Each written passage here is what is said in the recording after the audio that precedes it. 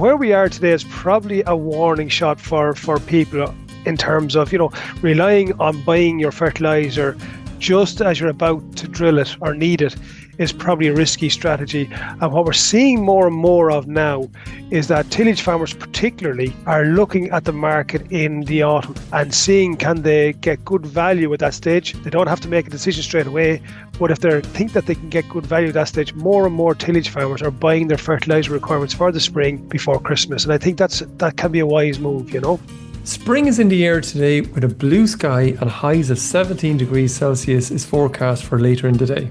Ground is drying out and most farmers have begun ploughing, and some of the drier ground people are thinking about planting barley. The forecast is good for the next 4 to 5 days, so work can continue as long as soil conditions are good enough.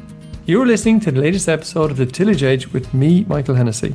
If you're enjoying the series, we'd appreciate it if you could follow the podcast and leave a review on Apple or Spotify or wherever you get your podcast from.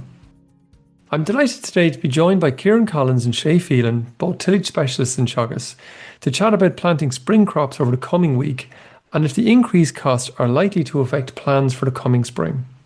Shay, with the war that's going on in the Middle East, fertilizer and fuel have risen quite sharply. Do you think this might affect spring planting decisions over the coming weeks?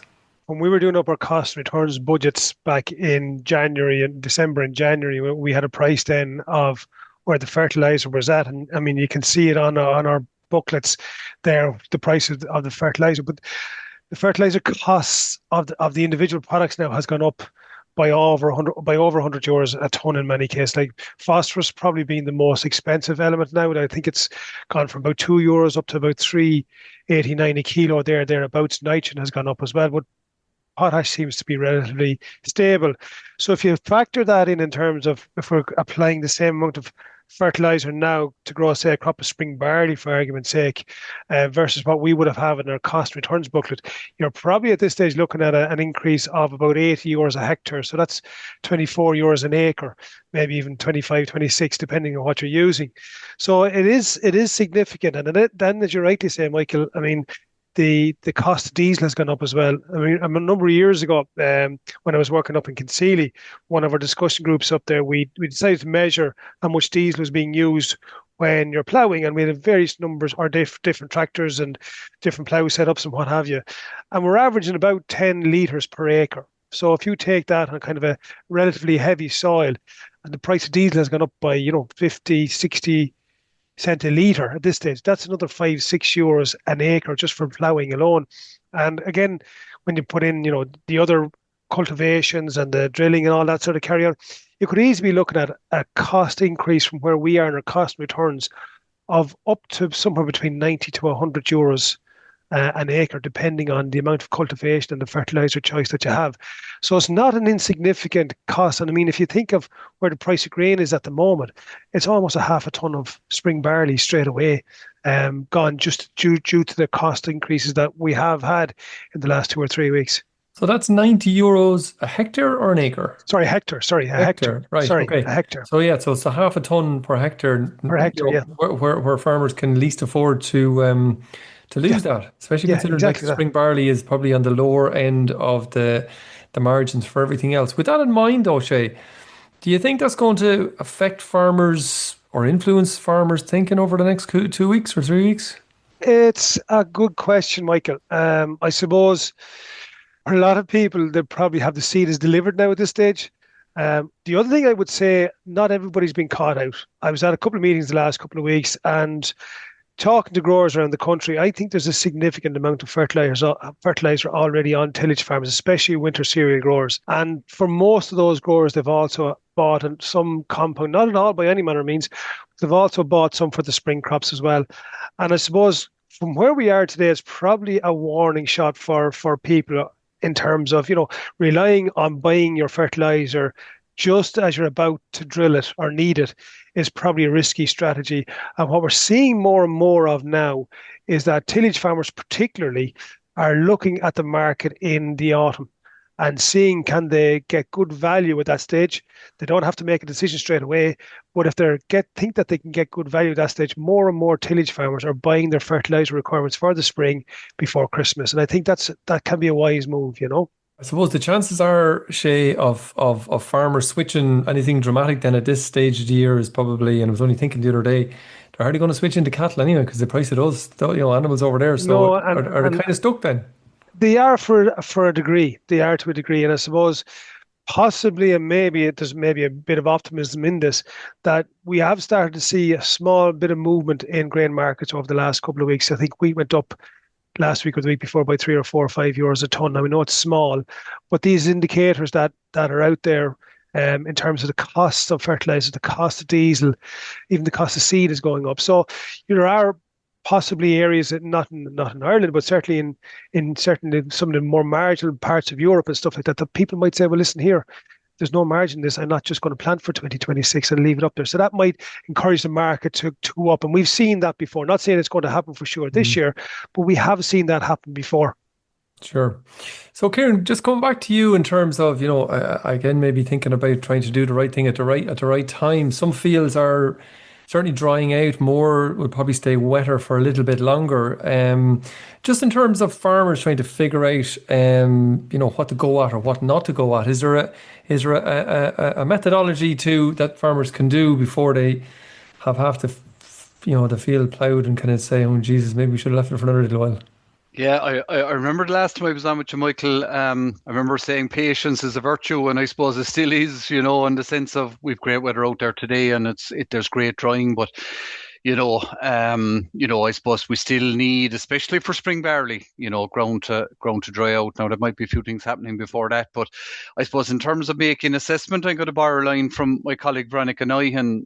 She did a very good video there last week where you take a handful of soil, you squeeze it in your hands, and then like when it's ready to work, it'll form a little ball that'll crumble away when you work it, say, between your thumb and your forefinger. Whereas if it's too wet, it's generally sticky, it's pliable, and you might even squeeze some water out of it. Like so, I think that's a kind of a useful test maybe to do that at plough layer. But I'm sure most growers will have a good idea. From being in fields and talking to growers in the last few days, it's only just about fit for ploughing in a lot of cases.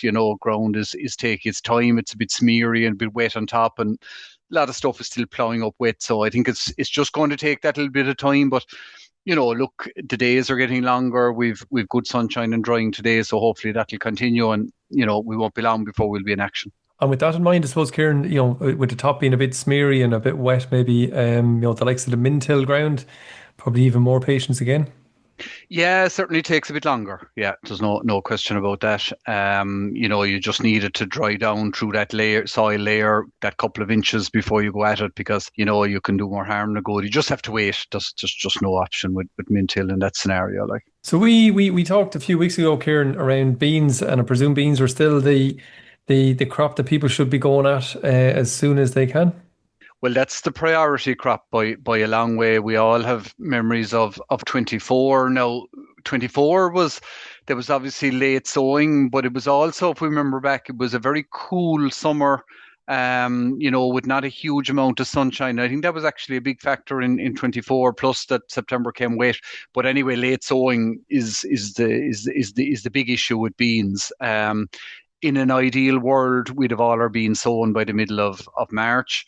So look, they will take priority. I think when you look at the financials, you still have to go at it because, as we've said before, there's 600 euros per hectare of a payment there. Given the seed stocks that are available, that looks likely that our area won't be any bigger than last year. So we should expect somewhere around the same payment. So I think it's worth persisting with beans for a few days more for this week anyway, certainly. And is there a cutoff point in your mind in terms of, when you should really stop sowing it? Sure, you wouldn't put a date on it, but I would always say have them sown by mid-March should be sort of your target. So obviously we're after slipping by that, so it's just getting them in, every day that they're delayed after that, I think is certainly pushing out the harvest date and increasing the risk, I suppose, of a late harvest. Maybe that's the way to put it. A good farmer, Kieran, told me only the other day that in his mind, growing beans for a long time, that it's almost 6 months to the day from sowing to harvesting. So if you count that up, we're already talking about the middle of September for beans going in today or even next week. Yeah, it's probably fair enough. Like depending on the summer that you get. So yeah, they're the first priority anyway. But you can't muck them in either. No. You can't muck them in either. From your knowledge of seed size out there at the moment, Ciaran, what sort of seeding rates are people using? I suppose our target is to establish in around 30 plants per square meter. So at 80% establishment, you're looking at probably sowing somewhere around 40 seeds. To get that at 80% establishment would give you 32. So that any of the research that's been done would show that that's kind of the ideal. There would be some research not done in Ireland, more in the UK, that would say slightly higher seed rates on lighter soils and when you've later sowing can help. So maybe the upper end of that maybe in the year that's in it. I was just in my local merchant there this morning and I just had a look and there was bags of Lynx and Protima there and they were both in around that kind of 550,000 grain weight. So if you plan to sow 40 seeds there at 80% establishment, that works out at 220 kilos per hectare. So that's what you're looking at. But look again, you have to look at the 1,000 grain weight there. It makes a big difference. Sure, very good. Shay, just moving on, and lots of people will be thinking about maybe or getting itchy to plant spring barley. Maybe you might have seen some around your way. Have you seen any going in, or what are the conditions like? There's been bits and pieces. Today, really, I suppose, is really the first day that you can see a lot of movement in fields. So there's a lot of ploughing going on. But as of yet, I'd say I'm certainly looking at some ploughing going on this morning, and it's just about okay. So like Ciaran said there, I mean, conditions, once we've waited this long, and it's not late. And I think for spring barley, we have to remind ourselves it's not late. It's only the 19th of March. So it's not late, certainly in this neck of the woods. But we just need to wait for conditions to be right. The conditions are far more important than the date, and that especially goes true for spring barley, because as we all know, spring barley likes to get up and get running. It's a sprinter. It likes to just get up and get going straight away. It doesn't like to be sitting around in damp, wet conditions and poor soil conditions. So we just need to have a little patience, as Ciaran said. And I think that certainly is the word of today's podcast, is patience. And it's especially true with spring barley as well. Again, you're saying around us, looking at some ploughing today, and some of it was done yesterday. It's only all right. A lot of what we call horses' heads and stuff like that. So it'll take a bit of cultivating to get that down, So is a recommendation in that scenario is plough either delay ploughing for a little bit longer, or whatever you've ploughed, leave it for a little while and let it dry out, or should you be better off going at it straight away? Yeah, for sure. And I think this is something that, again, looking at it this morning, where you can, I'd say leave it to dry, certainly on top a little bit. I mean, again, nearly every field that I've been in this year, even spring barley fields now fields are due for spring barley, have a wet spot somewhere in them. So again, talking to the guy this morning, yeah, there was definitely a wet spot. And so you're better off to let that dry out. The other thing I suppose that is an issue out there, especially around this neck of the woods, is the cover crops. An awful lot of cover crops have been grazed by sheep over the last 2 or 3 months. And there's quite a bit of compaction, thin level compaction at the very top of the soil or surface of the soil. That just takes a little bit of time to dry out and crack a little bit. So that's making ploughing probably a little bit tricky in some places at the moment. That's why we're seeing as this holding the wet in, Shay, is it? Yeah, for sure. And it's not drying out as quick, and it's ploughing up a little bit slabby for that reason, Okay. For growers who think they are thereabouts in terms of putting in spring barley, what sort of seeding rate should people be thinking about? Yeah, again, we're looking at that 300 seeds per square meter kind of target at this time of the year. But again, we need to look at the 1,000 grain weight, as Ciaran said about the beans. It's also true of spring barley. Again, looking at a couple of different varieties out there. I was looking at Florence there on Tuesday. 1,000 grain weight of about 53. So you're looking at about 190 kilos a hectare at that stage. So that's a little over 12 stone in all language. Whereas some other varieties like some hurler or things like that are down to maybe 165, 170. So you're probably down there at not much more than 10 and a half stone or something like that in all money. So there is quite a variation out there. So I think everybody really should look at the 1,000 grain weight. They're on all the batches of seed now, and there's even variety within the batch of seed. So not just between varieties, even within the batches of seed. So having a mark on your drill or a setting on your drill to say, listen, I'm going to sow spring barley at X, Y, or Z stones per acre or kilos per hectare, that's a recipe to have a poor establishment and a very, a lot of soil searching going on when the crop comes up. Just in terms of the talking about sowing, in terms of utilizing fertilizer, expensive fertilizer, is there a best way to kind of go about it to try and get the most out of that fertilizer this year, Shay? Yeah, and again, Michael, if you haven't bought yet, I suppose the first thing to do is to look at soil test report, the most recent soil test report for you have for the field that you're sowing into, and match a compound that suits that best. Don't just apply a compound because you have it in the yard or because it's convenient or because it's cheap. Or not cheap, should I say, but it looks cheap compared to something else. So I suppose the first place is to look at soil test and fertilize what the crop needs. Okay.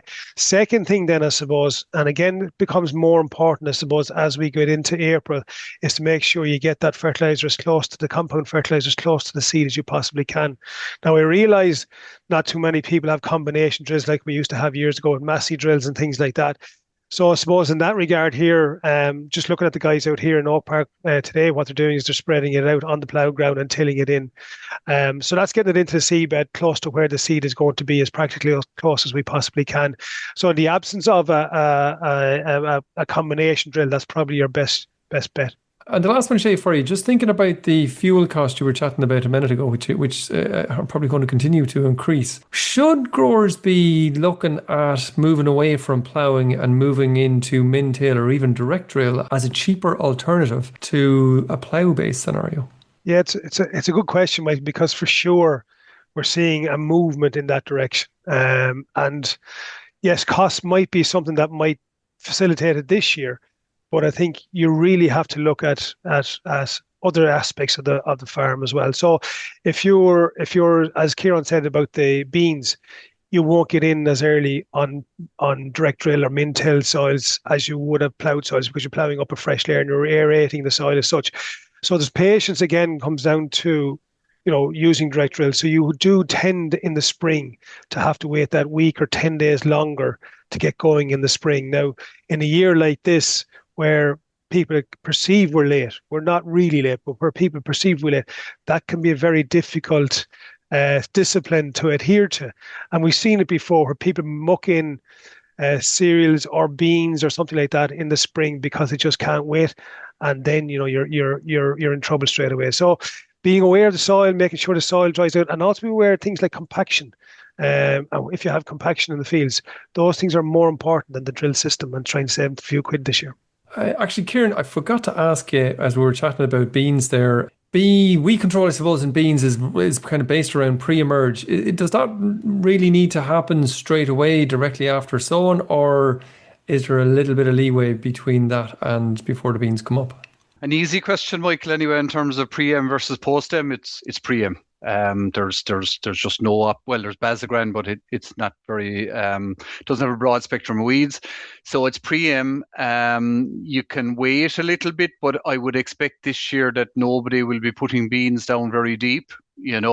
So I think the advice would be once you're gone out of the field to get back in with your pre-em herbicide. I think that would be the advice because beans will that little bit later they will be up quickly, and you can't make contact with that emerging shoot, and that'll happen very quickly. Look, the options, I won't go through them all, but Nirvana, people just use the trade names people are very familiar with, is probably one.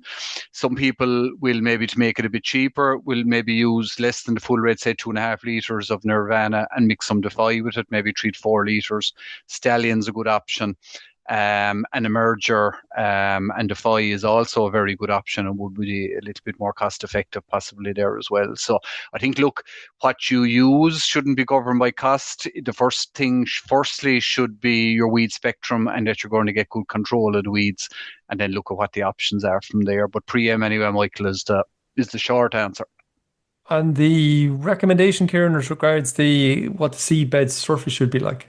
Yeah, it look fine ideally for any pre-em herbicide because when you get clods, it can be very difficult. You can get shading. It can be difficult to get good contact on that soil layer. So having a fine roll seed bed would be the ideal for a pre-em herbicide. Very important. Great stuff. Thanks very much, Ciaran, and thanks very much, Shay. Hopefully there'll be a really nice week ahead of us, and farmers can get a good bit of work done, but with patience, as we said today. Thanks, Okay, Michael. thanks, Michael. So that's it for this episode, and my thanks to Ciaran and Shay for joining me on the show. Don't forget, over this really busy time, keep health and safety at the forefront of your mind. So finally, if you enjoyed the podcast, then recommend it to a friend or colleague, and as always, rate, review on Apple or Spotify so you never miss an episode. And for more information, go to teagasc.ie. I'm Michael Hennessy, thanks for listening, and I'll be back next week with more tillage news and advice.